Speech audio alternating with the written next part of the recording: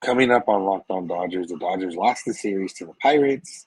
They cannot control the running game. Julio Urías had another bad start, and we'll look forward to the month of May and see what the schedule looks like. That's it on tap, so make sure you keep it Locked On Dodgers. You are Locked On Dodgers, your daily Los Angeles Dodgers podcast. Part of the Locked On Podcast Network, your team every day.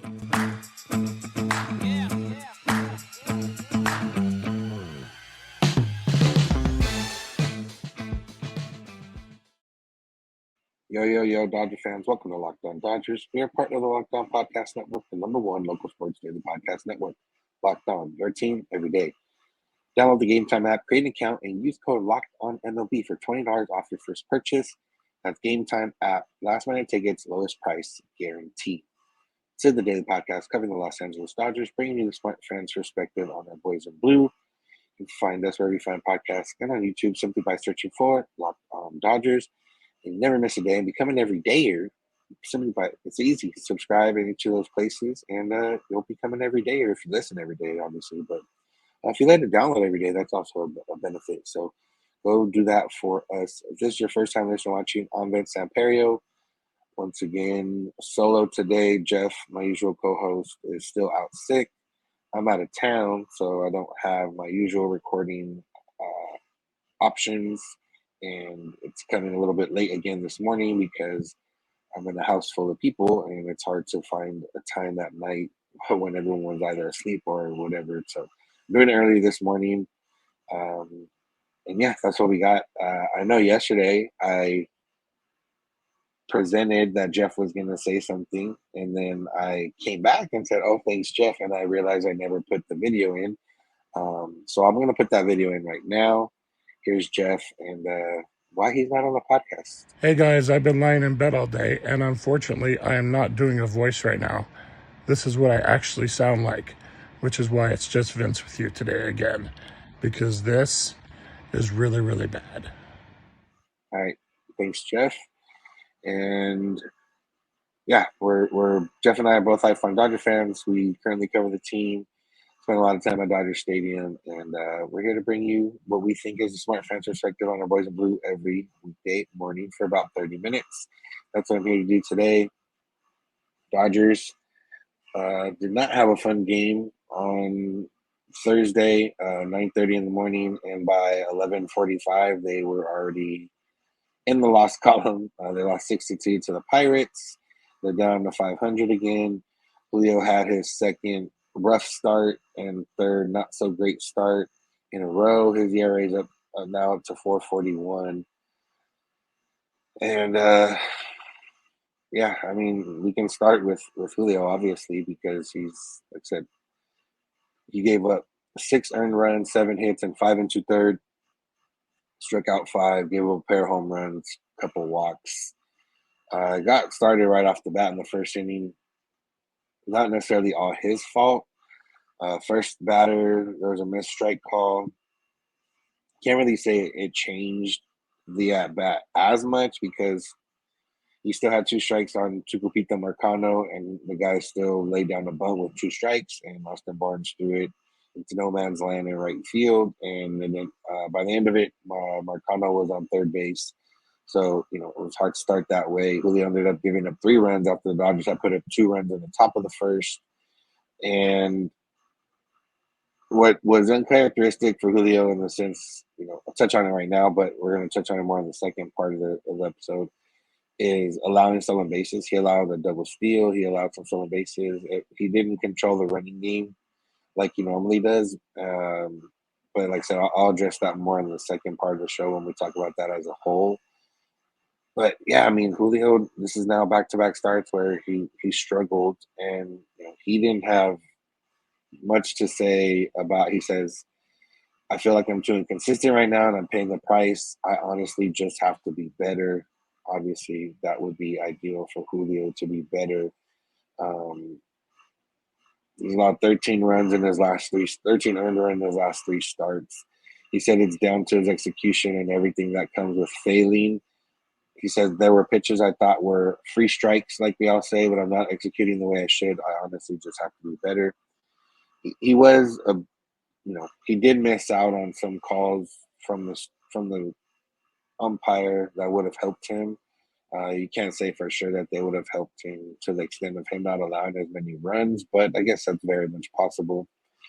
And yeah, I mean, it's a weird thing for Julio because you look at some of the numbers and you kind of see, okay, as you know, I like to go to Baseball Savant and kind of look at it and see what's different or what you can deduce from how he's pitching this year and why he's struggling so far this season. And there's nothing that wild. His average exit velocity allowed is almost a mile or 1.2 miles worse than last year. So he's allowing the highest exit velocity he has in his career. But his average exit velocity still isn't terrible. It's still under 88 miles an hour. His the amount of barrels he's allowing, barrel percentage, is lower than it has been since 2019. So he's not allowing a lot of barrels. He's just allowing, I guess, consistently more solid contact. He's striking not at a higher clip than he's done in recent years, but obviously, there's really nothing there. There's no significant changes in pitches. He's throwing every pitch similar to what he's done before, other than the fact that he added a cutter this year, which took a little bit away from his four-seam fastball usage and a little bit away from his changeup usage. But the cutter has actually been one of his best pitches, and maybe that's something that he needs to use a little bit more. It's one of those things where is it good because he doesn't throw it that often, or is it good because it's a good pitch? He's only thrown the cutter 7% of the time. It's only thrown it 34 times, but hitters are hitting 0.71 against it, and with an expected batting average of 0.72. So he's getting exactly what he's giving from using that cutter. Like I said, I don't know if it's a matter of it's successful because he doesn't use it a lot, or it's successful because it's a good pitch. We'll see if he starts to ramp up that usage here in the next few starts. The bad part is that his fastball is the one that's getting lit up. And, we talk about velocity and how Julio's kind of adjusted to a drop in velocity and still been able to pitch well. And it is interesting because he is striking out more and he's getting way more swings and misses on his four-seam fastball than he has in the last couple of years. But he's also getting hit way worse than he has in the last couple of years. Just we'll put it like whiff percentage, which is, the amount of swings and misses is at 28% so far in the season on his four-seam fastball. Last year was at 22.9%. The year before that was 21.1%. So he's getting significantly more swings and misses on it, but he's also getting racked. I mean, his four-seam fastball, hitters are hitting 349 against it. I mean, he's not getting terribly unlucky because he's expected batting average is 291. So, it's not like he has a ton of bad luck. He's just giving up a lot more consistent hard contact on it. And that's kind of where some of this sits. The slurve has been pretty good. Hitters are hitting 233 against it, and expected batting average of 209. So he's not getting super unlucky. Where he is getting unlucky a little bit is well, actually no, where he's getting where he is getting unlucky is on his changeup. And his changeup usage is down a little bit, 14.7%. He's usually in the 17% range.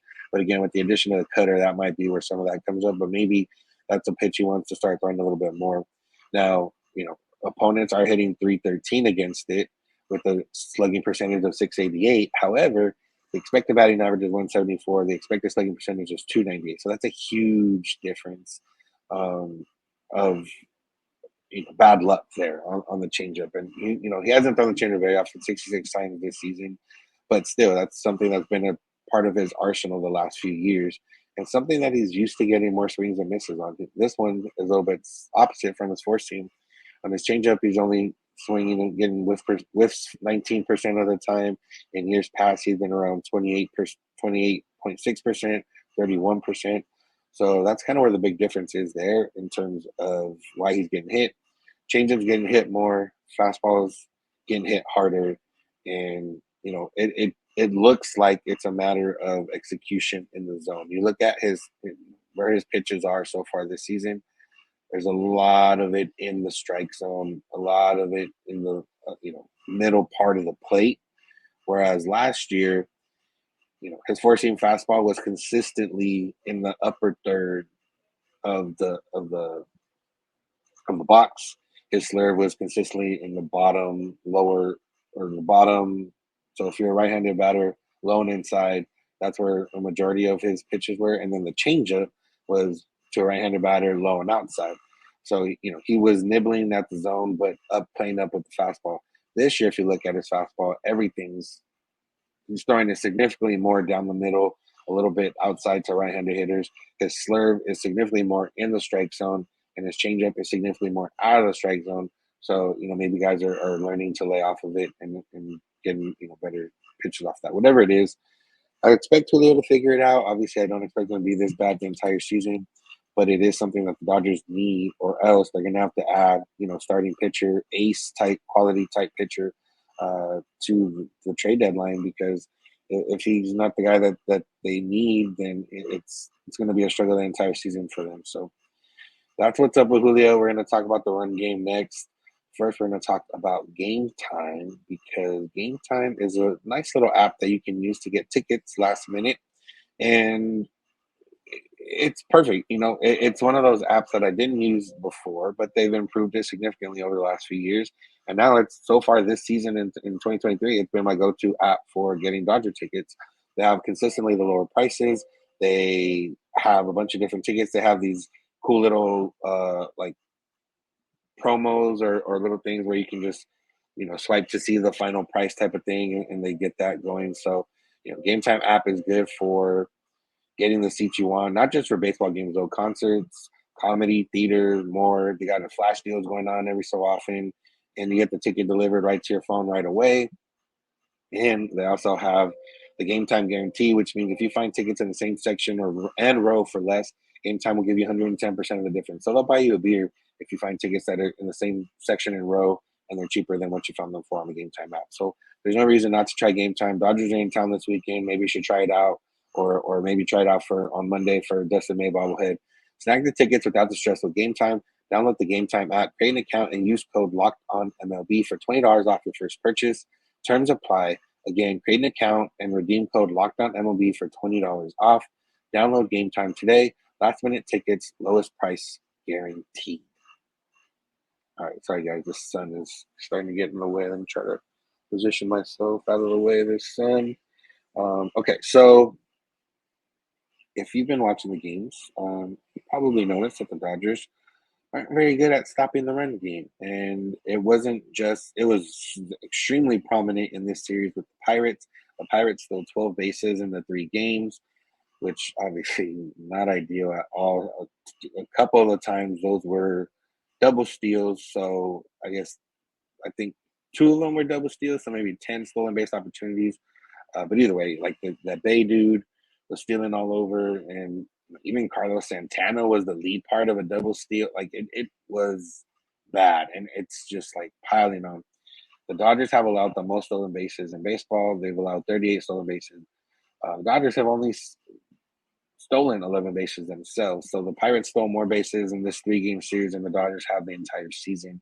And at some point in this series, it was just like as soon as the Pirates got someone on base, he was on second base. And as soon as the Pirates had, runners on first and second, they had second and third. And you're used to it. Syndergaard was the first game. Okay, he's not good at holding runners on. Gonsolin and the bullpen guys, they struggled mightily in game 2. Julio is usually someone that controls the run game pretty well, but even he allowed a bunch of stolen bases. And Dave Roberts talked about it. He talked about it specifically in that game on Thursday. He said it kind of flipped the game, the momentum pretty quickly. And then Roberts went on to add, right now, I don't know the answer. The best answer is to try to keep them off first base. But once they get there, they're taking advantage of us. We just have to be better. I guess in the moment, right when the game ends, saying right now I don't have the answer is okay. But not knowing what the answer is, or not knowing how to slow down the run game of the opposing teams, is not something I want to hear the manager saying, and is something that other teams can see and say, hey, they don't know what's going on. Let's steal more bases. And with, the bases being a little bit bigger, you get that much more, chance of stealing the base with only the 2 disengagements allowed. It's a matter of it's probably a contribution of a few factors. First of all, the Dodgers haven't been that good, and I don't know if it's a lack of concern for it, and maybe it is with Robert saying, I don't know how to fix it right now. Lack of concern in terms of controlling the run game combined with, maybe the relievers are worried more about the pitch clock and trying to deal with that than worrying about picking off. Syndergaard is just slow to the plate in general, but it's also a matter of just not paying attention. Like yesterday, the steals off Julio weren't because he's slow to the plate or whatever else. He just wasn't paying attention, was giving up big leads and giving up big jumps. Like, Jack Suwinski stole second base off him. As soon as Julio lifted his leg, and he wasn't even looking towards there, Suwinski took off. And, I feel like Julio, if he was locked in, he's paying attention to that runner at first, especially with the team that's been stealing all weekend against him. And he would have been, more aware of it. And you're looking over there and you're looking to pick off and you're looking to catch these guys being aggressive. They did catch somebody. I forget who. They did catch somebody. They did pick them off. But even then, so I think it's just, and then at one point over the weekend when Vessia was pitching, he just wasn't paying attention because he's so bad right now, pitching wise, that he's not paying attention to the runners because he's so focused on trying to throw strikes. And, that didn't end up hurting them, but he allowed a double steal. So maybe they had 3 double steals.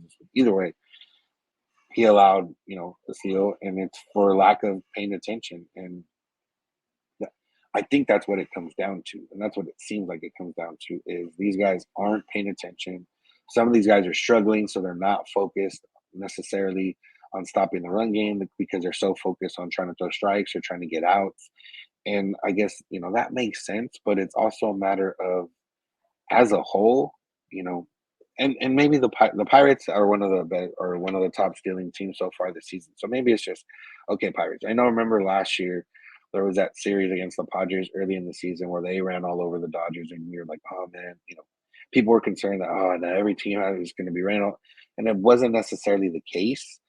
But this year, with teams in general stealing more bases, that could be the case. And a part of it, small part of it, is Will Smith hasn't been behind the plate. Austin Barnes doesn't have a good arm. We know that.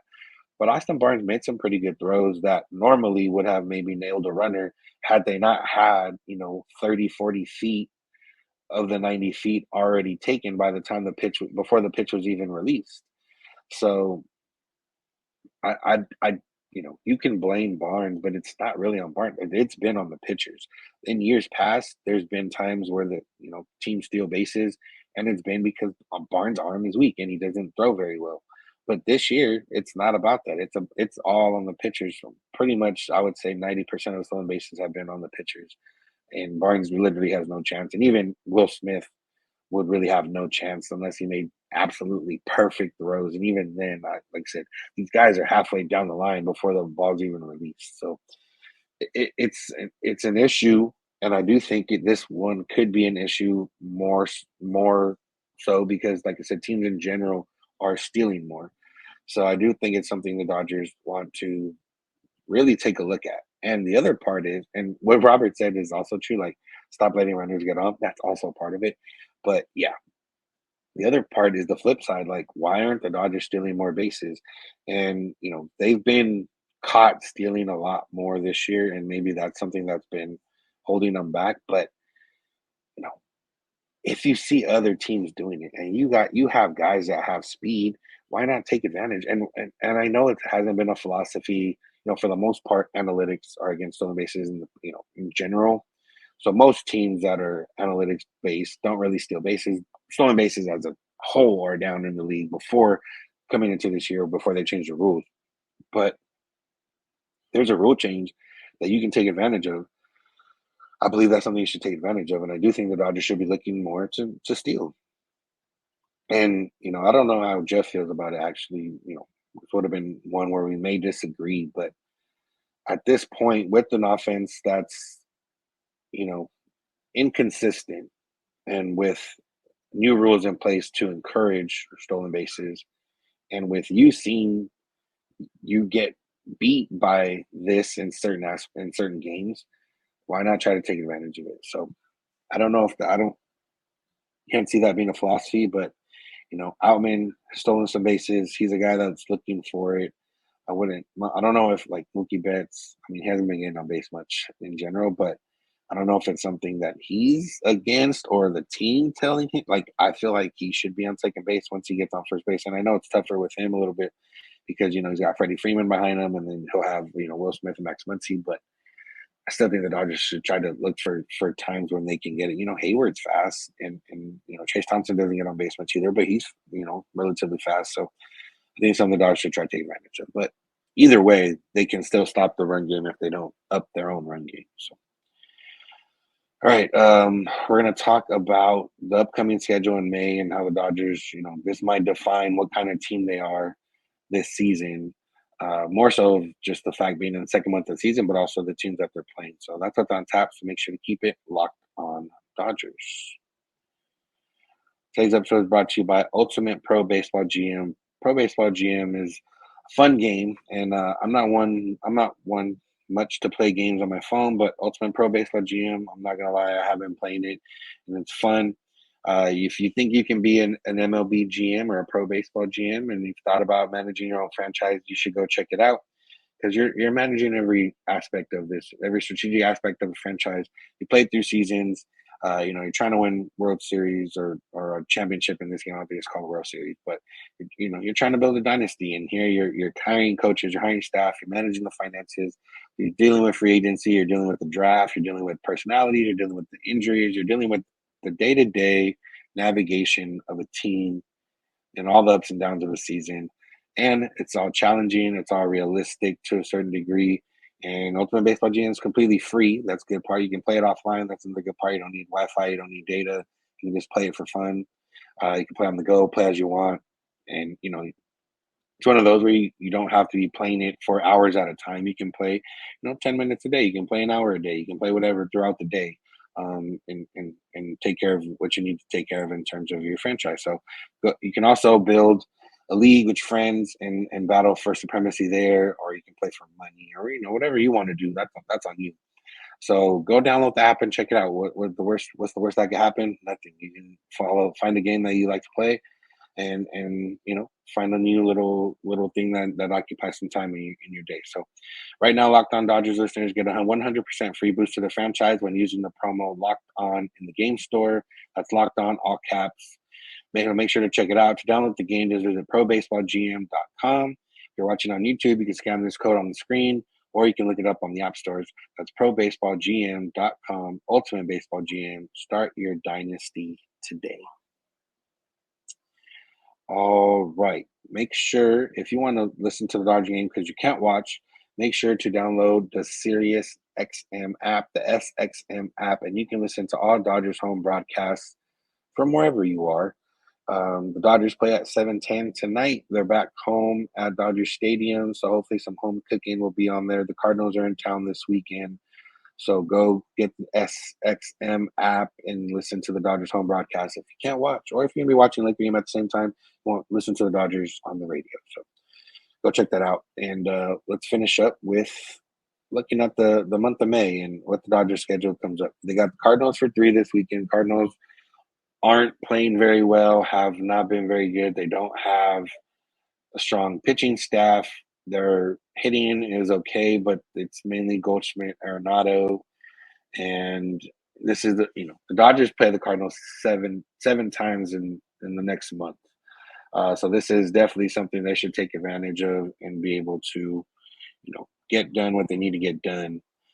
And win at least 5 of those games because, like I said, the pitching not that great. They got Miles Mikolas, got Adam Wainwright. They have guys that don't throw that hard. The Dodgers should be able to get a hold of, and their offense hasn't been rolling very well. So that's 7 of the games this next month is there. But this month is going to be important for the Dodgers and kind of see where they're at heading into June. Obviously, heading into June, they could still be around where they're at right now, and the way they have the schedule lined up, if the Dodgers were 500 after the month of May, that would be somewhat of success just based on the types of teams they're playing. But obviously, you would want to see them better than that because you want to see them beat good teams, which means they're a good team.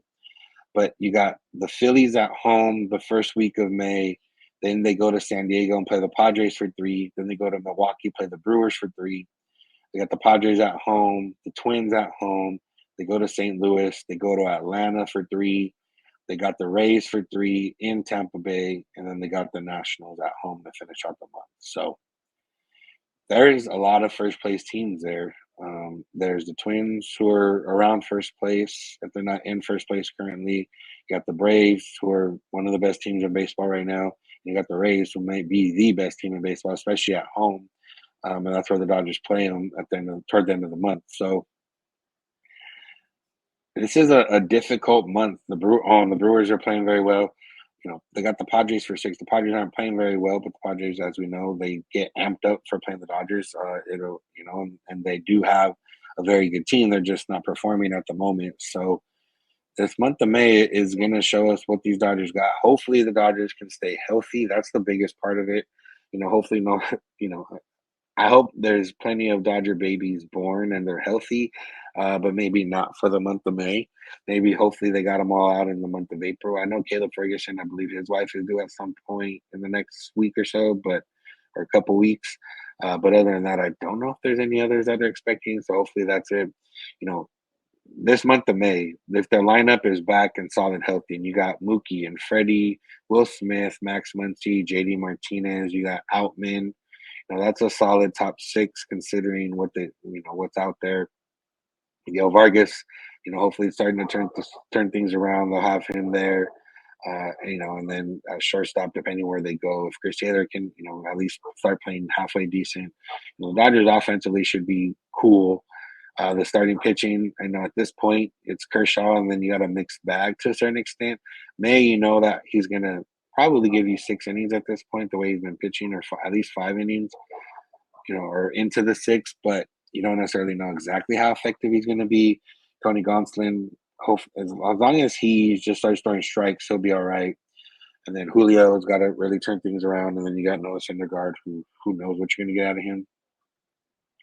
And then, like I said, bullpen the entire team is just inconsistent at this point. There's no strength, really. At one point, the starting pitching was a strength, but that's gone by the wayside a little bit the last couple of times through the rotation. The offense is top 10 in WRC plus and probably at least top 10 in runs scored and everything else, but inconsistent. They'll score 10-1 in one game and 0 the next game. And, they'll come back from a 5-run deficit and then they'll go out with the whimper the next 2 games. That's just the way of how it's been. And, this series as a whole over the past weekend, well, first of all, the Pirates are playing really well. So, props to them, salute to them. They're 18-8 now. But also the Dodgers were playing without Muncy, were playing without Will Smith. That's 2 of their main guys. And while it does, I don't know, when you lose 8-1 and then 6-2, I don't know how much of a difference those guys would have made. Obviously, the pitching was more the issue here, but lack of offense doesn't help that. But yeah, like I said, this month of May, it's pretty evenly split between home and away, but they're playing a lot of really good teams, and it's up to the Dodgers to kind of step up to that challenge. And, they get rewarded with a series at home against the Nationals to end the month. But before they get to that end of the month, man, they're going to go through a gauntlet, and we're going to see what this team's made of. And hopefully they stay healthy, they play well. And this might be a month of evaluation for the front office as well. Like, is this a team we want to invest in, or is this a team we just kind of want to let play out and maybe make some small reinforcements at the deadline rather than some big time splashes, or at least big time splashes that involve players that are only rentals. So we'll see. I have no idea how it's going to go. And day to day, you have no idea how these games are going to go for the Dodgers. So hoping for some consistency. I'm hoping for some better offense, consistency. I'm hoping for better pitching. I'm hoping for the relievers to figure it out. And that's kind of what we're all hoping for. So that's going to do it for today's episode. Thank y'all for listening. Thank you for making Locked On Dodgers your first listen of the day every day. Hopefully Jeff will be back on Monday and joining us and bringing his lovely perspective to it. Remember, you can listen to every Dodger game on Sirius XM or the SXM app. You can listen to the home broadcast of every game. Tonight's game, 7:10 against the Cardinals at Dodger Stadium. If you need tickets, go download Game Time and get some tickets there. You got 6:10 on Saturday, and then you got a 1:10 on Sunday. So normal schedule for the Dodgers this weekend XXM app. Go search Dodgers. You can listen to it. You can become an everydayer by listening to us every single day, Monday through Friday that we're available. You can subscribe wherever you get podcasts and on YouTube, which that's how you can find us. That's how you can tell people to find us if they're asking for some, Dodger podcasts in their life. You can find us on social media, Twitter and Instagram at Locked On Dodgers. Jeff is on Twitter at Snydog. I'm at Vincent91. You can DM any of those accounts if you have any questions, comments, or concerns. You can also send us an email, lockedondodgers@gmail.com, or leave us a voicemail or send us a text at 323-863-5625. We're here every weekday morning, and we hope you'll be with us. When you get in your car, if you're at home, tell your smart device play podcast, Locked On Dodgers. And remember, you don't have to agree. You just have to listen. Have a good one.